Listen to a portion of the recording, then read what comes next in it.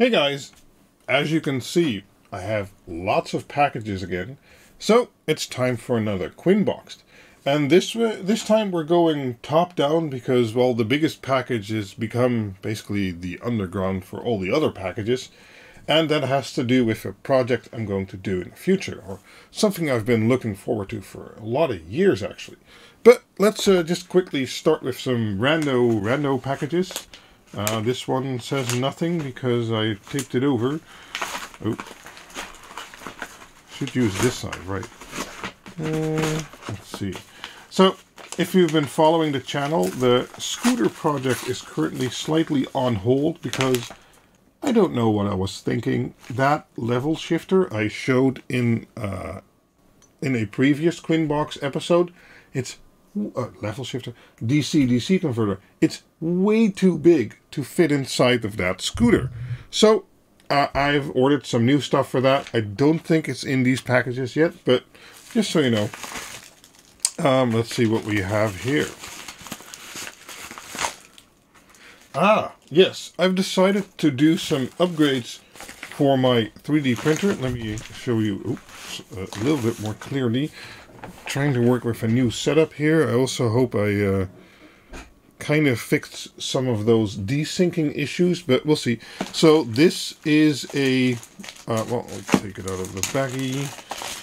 A BL touch sensor, which I will try and fix to my Ender 3, which should give me auto bed leveling capabilities. But I'm not sure if I'm going to make a video about that yet or not. I just thought it was time, especially now that Ender has been upgrading, or Creality has been upgrading their 3D printers. The Ender 6 SE looks like a really nice printer. And I thought, okay, I can spend $300 for a new one, or I can add some nice necessities or some nice features to my current Ender 3. So I went that route, and we'll see where that goes. Next package.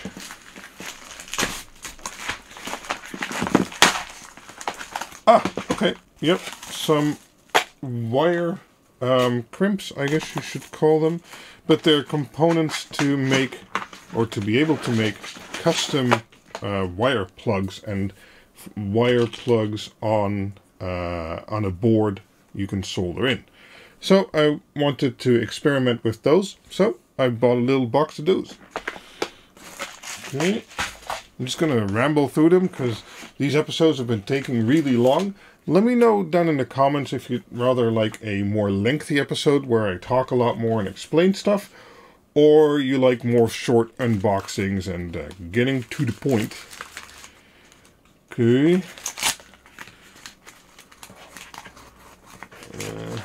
Doing a great job like normally. Let's see. Oh, diodes. Let's see which ones these are. Can't really see, but I'm pretty sure that, yeah, SS24 diodes.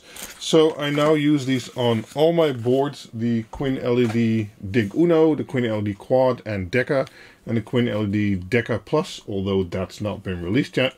I all use these SS24 diodes. So I got some more because, well, I run out quickly, and I can desolder those like I showed in my last video, and these are just SMDs, so they're even easier to desolder, but they're only a few cents.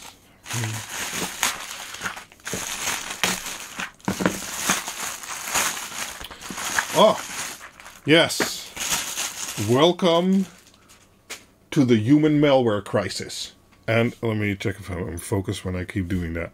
Anyway, these are little caps for on our brown thermometer. So that's one of those in-ear thermometers, thermometers, whatever. And these little caps you put on to basically protect the device, and you take it off when you measure someone else, stuff like that. And then, well, we ran out, and the Dutch shops had like 0, so Aliexpress it was. Let's see how well these do. We have some old ones left to compare with these, and I think they'll be fine. Okay, just as I said, moving through this quickly. Let's see what this is. Let's see, more back. Oh, I have to keep it in the shot. Sorry. More, oh, even more. They really didn't want to get this dented. Ah, yes, okay. One of my SD cards I was using failed, and I lost another one. I keep losing these damn things for some reason. So, I ordered a new one. And these should be good with 170 megabytes per second read. And, yeah, there should be another one. I'm not sure if it's in here yet, but I ordered two, so I can keep recording videos for you guys. Okay, is it becoming clear what the big box is? Can you see? Let me know down in the comments if you knew before I actually, well, I'm not going to unpack it, but before I actually showed you. That's interesting to know. Oh no, I sliced through the pack. Oh, nice. Sliced through the packaging a little bit. Okay. These are basically extended plugs, you could say. Let me get the right sides. These are all the same. Are these all the same? Yeah, because I need this baggie. Okay, so instead of a normal screw terminal, you take one of these and you plug in one of these. Let me get this out of the way because it's making a racket. And you plug in one of these. No, other way around. There we go. You plug in one of these. I'll show you up close. So these two slot together basically, and that makes a screw connection.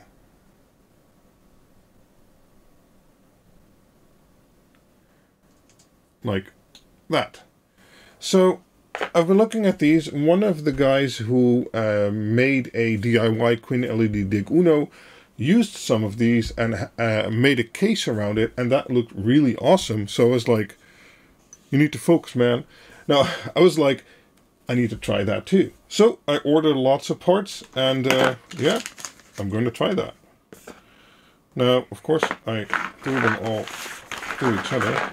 I got several different sizes, so there's 3-pin, 4-pin, I believe 7-pin, not sure, but I'm going to try it with my QuinLED Dig Uno design and with the QuinLED Dig Quad I'm working on, which will be basically the bigger brother of the QuinLED Dig Uno.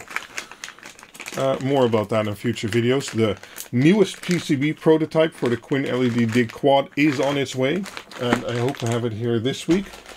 And maybe I'll include you guys in some testing, blowing up some fuses or LED strips or stuff like that. Okay. Well, this one says diode, and I've been wondering really hard what's in there for all this time, because if this is all diodes, what the hell? How many diodes do I need? But, well, let's get in here. That's a tough little baggie. Jesus.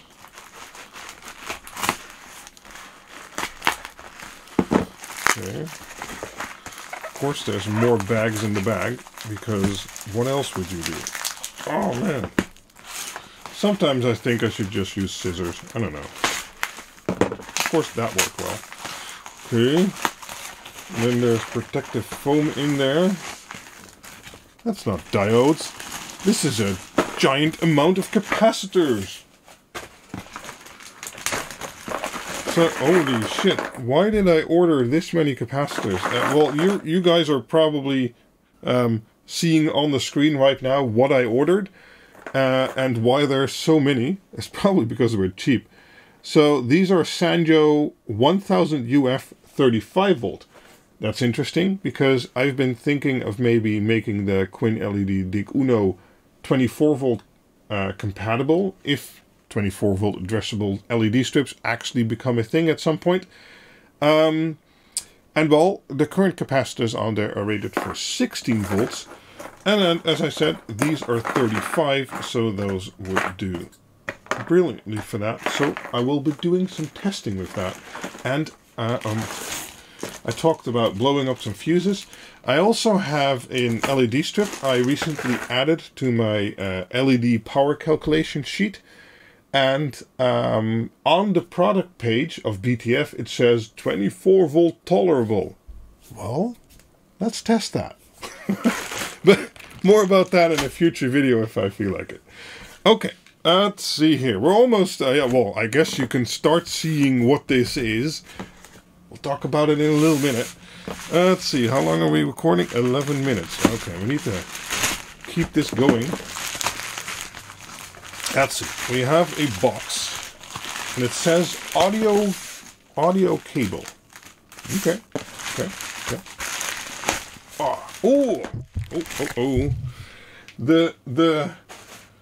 The project is getting revealed. 8K. I'm not going to do anything with 8K. Let's move this aside just for now. Let's quietly move this across the screen, because that's also connected to it. And then we have one more box. This is the last box of today. Audio video cables. Okay, let's take a look at that. Nope. Come on. You can do it, little cutting tool.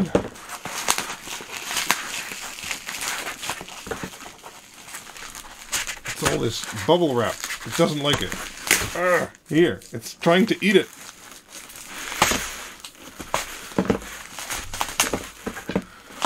Okay, there we go.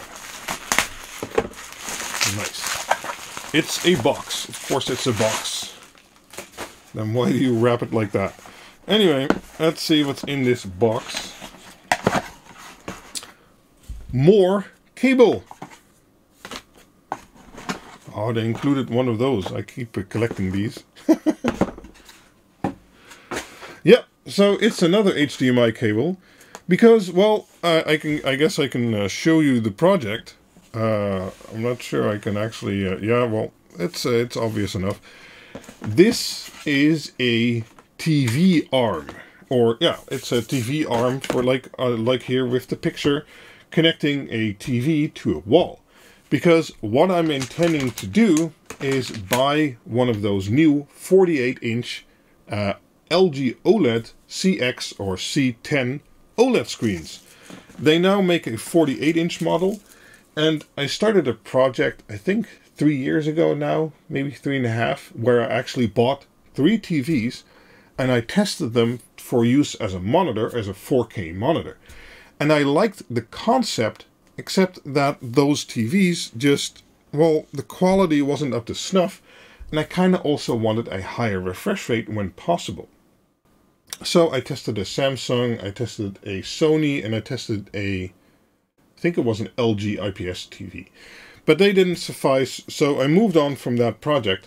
But now they're bringing out a 48-inch OLED, which has very good HDR support, and it will be able to do 120 Hz 4K. So I want to get one of those 40-inch OLED screens as my main monitor, which I'll do everything on, my video editing, my gaming, my, I don't know, my normal work, everything. And I know there's burn-in issues and all kinds of stuff that can happen that's bad. But I know I go into this knowing that, and I'm not really too bothered by it. I'll make some slight adjustments. I'll also still have a second monitor to the side. And if I have burn-in after a few years, or even a few months, well, if it's a few months, then it was a expensive experiment. They're about 1,600 euros. And if it's after a few years, I mean, if I look at a gaming monitor, I'd like one of those ultra-wide 3840 by 1600s, and those can also do 120 Hz. That's still IPS, no real HDR, and it's just as expensive. So why not go for the TV that can do it all and have great HDR and great image quality with an OLED, super blacks and contrast and high brightness and everything like that. And well, yeah, so I'm going with one of those TVs. They should be out, I think, earliest June, but I'm getting one as soon as I can, or as soon as they're available, basically. And, well, I needed HDMI cables for that. Currently, my PC has a GTX 1080 that is able to do HDMI over HDMI 4K at 60 Hertz. And that will be fine for normal desktop usage for now. And gaming, there's currently a 4K monitor on there too. Gaming isn't that great in 4K. But as soon as the new 3000 RTX series will launch, so like an RTX 3080 or maybe even an RTX 3080 Ti, I'm also planning on picking one of those up. And that should make a great combination, getting a 40-inch OLED or 48-inch OLED on my desk on the ultimate overkill desk, which never got finished, but will give me more push and incentive to get this done, because my desk is too shallow and I need to sit further away because I'm getting this awesome OLED TV. Yeah. Anyway, I thought, okay, I need some HDMI cables, and I'm a sucker for getting expensive cables, or not really. I'm a sucker for getting bargain expensive cables. So I got this one from the shop. I also got the stand from. This is an extra thin stand, so the TV is actually going to be 3.5 centimeters or 1.4 inches from the wall to make sure I can get as much depth as I need. But then again, the stand can also swivel and come forward. I don't know what position I would like yet. So this one can go really close up to the wall, so that's good. So I got a simple HDMI cable they sell in that shop to go with it, just to make sure I had something. And then, well, you know, I just like buying this stuff in China. So this cable even says it here. No, that's the wrong button. Not sure you can see that, but this cable even says that it can do 4K of 8K 60 Hertz. Yeah, well, and oh yes, 8K on the plug. And then there's like HDMI 2.1. Yeah, okay, well, HDMI cables are HDMI cables. Even your HDMI 1.0 cable, although it might not have audio return channel or Ethernet, could maybe still do 8K 60 Hertz. There's nothing really changed on these cables except that a higher specification asks for better tolerances. So maybe there's more shielding and stuff like that. So I got one of these, and this was probably a pretty cheap one actually. And then there's this, where's my cutting tool? Moshou brand, and I got one of those. Okay, yeah, that's one of these. And there's one more, but that's probably still on its way. So this is a nice, I'll take it out of the packaging real quick. Sorry for the noise. This is a very nice flat one. So this one says, oh, look at all the specs on there. No, come on, you can do it. Maybe I need to be further away. I think that's it. So this one says, oh, this one says a lot of things. HDMI cable makes music and video alive. It's a digital signal. Okay. With 2.1 dynamic HDR and HDCP 2.2 UHD 8K 60 Hz 4320p 48 gigabits per second and 4K at 120 Hz, blah blah blah. So this cable is like this the real shizness in regards to being able to transfer all the image formats you'd ever need. Let me get that box back. And yeah, let's see what it's. Oh yes, gold-plated zinc alloy 28 AWG. That's actually very thin cable. Silver-plated copper. So I got a few cables, and there's one special cable that's still on its way to make sure I had some HDMI cables. And I'll test these when I have the TV and also the video card to drive it, because that's going to be later this year. And then I'll do a report on that, like tested 4K 120 Hz HDMI cables, blah video. And yeah. So that's future projects. Still a bit out because, well, I actually can't get the damn thing. I would have hoped the TV would have been released by now. And if you like that, and if you wanted to know more about that and see how quickly I'll have burn-in, well, I guess follow along. Let me know with a like if you like this video. And well, comments in the comment section. And as always, I'll have jump links and also links to all the very nice cables shown and other products in the video in the description. And I'll see you guys next time. Bye bye.